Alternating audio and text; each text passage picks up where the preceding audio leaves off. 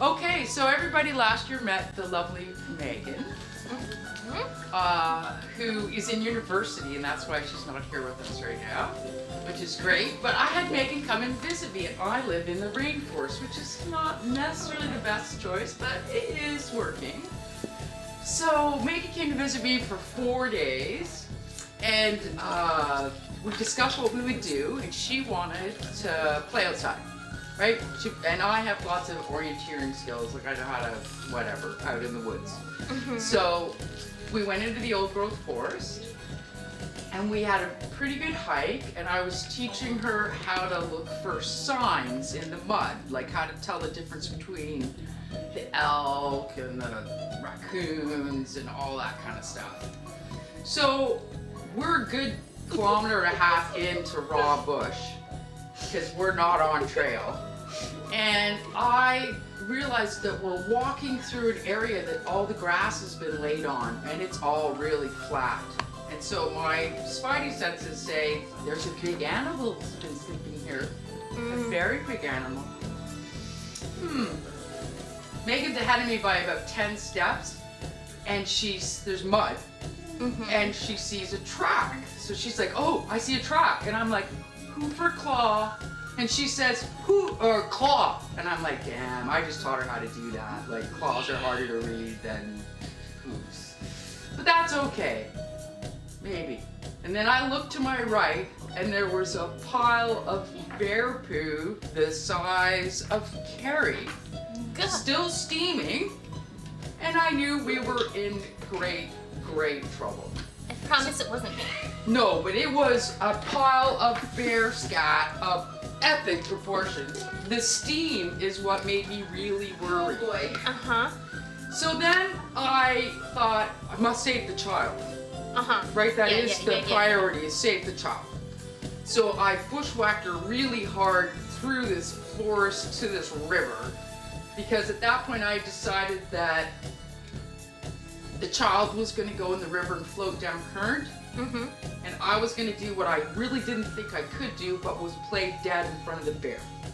That was the decision. And I didn't want to panic Meaghan, so she didn't know any of this was going on. So we still got 1.5 kilometers to make it out to where we parked the car. Like, we're a long way from. And now I'm starting to notice the other signs that I hadn't been paying attention to. All the berries are eaten at bear height. I see another pile of bear scat. And I'm like, oh my, we are not. And we got to cross a bridge to get out of there. So I'm just entertaining her. I'm just making her talk and sing and anything to make noise, because she doesn't know. So we get out and we get into the car, we shut the door, and I live in a very small neighborhood, and there's this little sign on this post. This little piece of paper and a piece of plastic that says, grizzly bear sow and 2 yearlings in the upper estuary. And then all the locals with little other pens and pencils have said, still here, June 26th, still here, June 27th. Is that them saying that the bears are still there? Or Yeah. I encountered the bear and I'm still here. Yeah, Laid it out. that was that the bears were still in the estuary. Yep. So we actually walked through the nursing area of 2 baby grizzly bears and mama. And so after we locked the car doors and I read the sign, I looked at Megs and I said, no, I was teaching you sign. Like, I taught her how to read all kinds of groovy signs. But maybe we should have read the I didn't sign. teach you how to read these signs. Maybe. Maybe the reading was the part we missed. Oh my god. So the panic that hits your guts after, you know, like when you're going and you're like, I had a grizzly bear probably following me, right? A biggin. So yeah. So yeah, I don't think Meaghan's gonna forget that. That's my theory of things you do with your grandparents that you don't forget. I feel pretty confident she's gonna tell that story. Yeah. Lasting Always memories. Yeah. You think that's a lasting memory? Yeah. Yeah. So we had a wildlife sign warning for dangerous wildlife where I grew up I'm from Eastern Washington, the Columbia Basin, where it's all like a desert. Shrub steppe is the name of the biome, and everybody thinks I'm making a dubstep joke when I tell them that. So when I was in like elementary and middle school, they built a new soccer field. Lots of different fields for people to play at.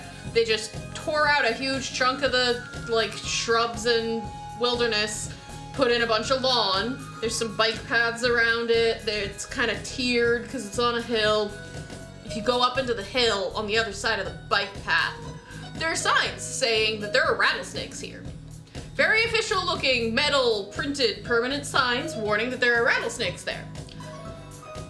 A lot of people don't read the signs, so the people who like lived in the houses nearby got into the habit that whenever they would go out there and they would encounter especially baby rattlesnakes, and they would kill them because they're dangerous and going into an area full of children and dogs, they would just hang them on the sign. Because baby rattlesnakes are worse than adults. They don't have the rattles, so they can't warn you that you're threatening them. Yeah. And adult rattlesnakes know how to do something called a dry bite. A human isn't something they can eat.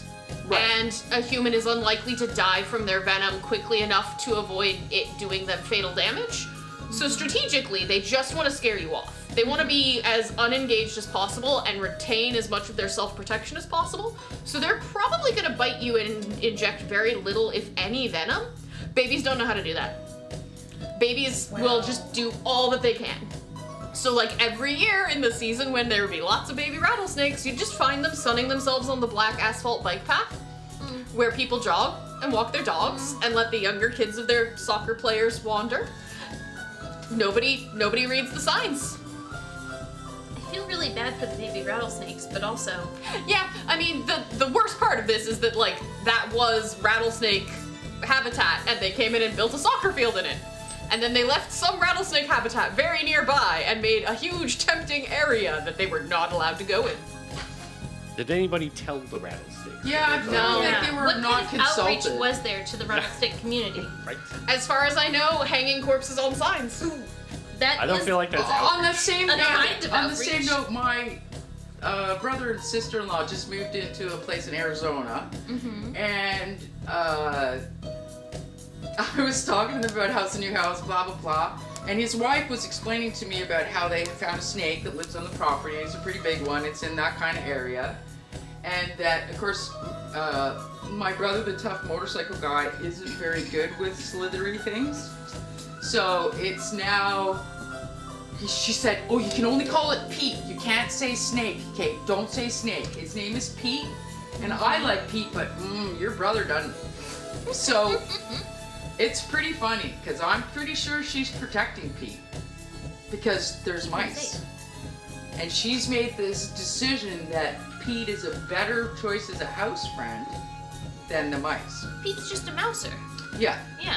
That's why you let spiders stay as long as they Yeah. obey the Accords. Yeah. Stay out of my personal space, never ever touch me, don't crawl anywhere like a bathtub, and you get to stay in the house and eat the pests. Right.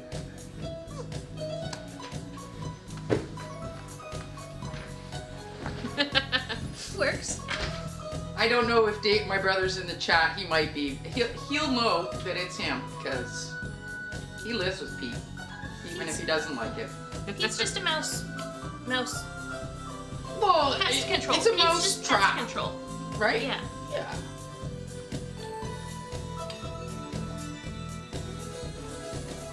Getting all reports of people with their bathroom spider friends, Yeah. other snakes, other mice friends.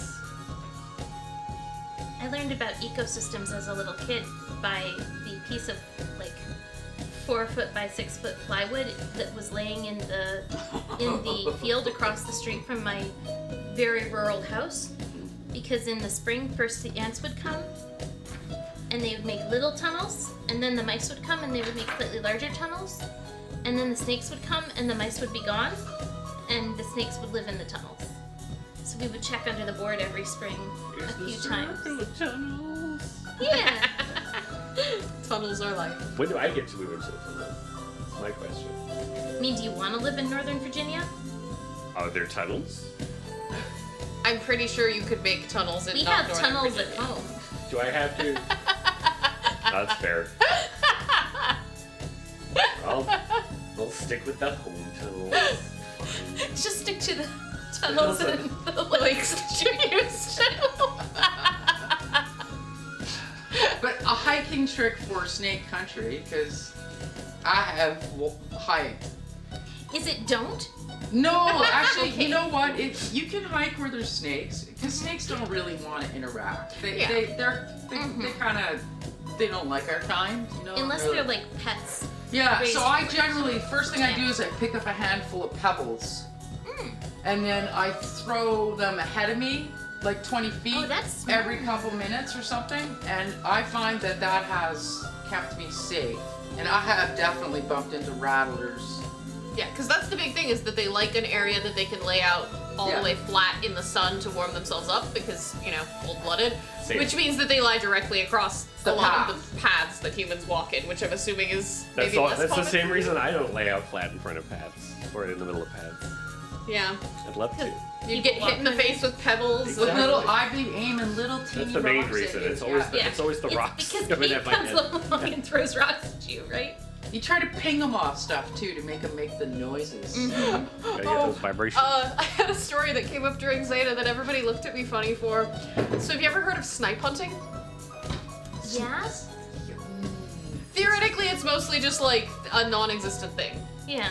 I went snipe hunting when I was a kid. My grandparents had a cabin, and all of the older cousins very solemnly got us together and told us about the snipes, which were an extinct kind of bird, and we had to summon them up with this elaborate ceremony around the campfire, and then all of the younger kids took a paper bag and a stick and ran into the woods and hit the trees to knock the snipes out of the trees. And the older cousins followed us around and threw rocks, not necessarily at us. They threw rocks at us, not trying to hit us. No, Yeah. they threw the rocks because those were the snipes. Yeah. The So, sound. no, we were supposed to find the rocks. When they fell out of the trees, they repetrified, and we were there to collect them. And whoever got the most snipes would win. Go find rocks in the The woods. bad part of this, though, like they weren't hitting us with the rocks. The bad part is that they warned us very solemnly about the bad snipe. They'd found this extremely ugly rock that was like actually really fascinating. It's white with like holes in it that have like orange and gunk. It's like multiple kinds of rock together and air pocket, and it's really a fascinating rock. But it looked very threatening and intimidating by a campfire after we'd been warned that it was evil. So one of my cousins had really pissed off one of my other cousins, so she got the bad snipe. So then she had to like go through this whole separate ceremony apologizing to the bad snipe and putting it in the fire, and then we went to bed. Oh no. Someone took the bad snipe and put it in her bed. And this is, we're all sleeping in a cabin that's got like a loft. It's all open air. We're all basically in the same room. They were expecting her to find it in the morning and, you know, be upset, but the adults would clearly tell her that it was a joke. No, she woke up in the middle of the night to go to the bathroom, comes back, finds the rock there. Everyone else in the cabin is awoken by just blood-curdling screaming. And we were never allowed to do snipe hunting again. Yeah, that's fair. Jeez. I'm pretty sure my sister kept the bad snipe. We found it again later. Like, we'd gotten rid of it. And then we found it, like, in You the... can't get rid of something like that. Yeah, we found it again later and we kept it. So my sister had it as a doorstop for the longest time. You're gonna go home after the run and like open your fridge, Do you want to come on? and Bad Snipe's gonna be sitting there. That sister does have a key to my place. Man, is she watching streams? So does the I don't snipe. know.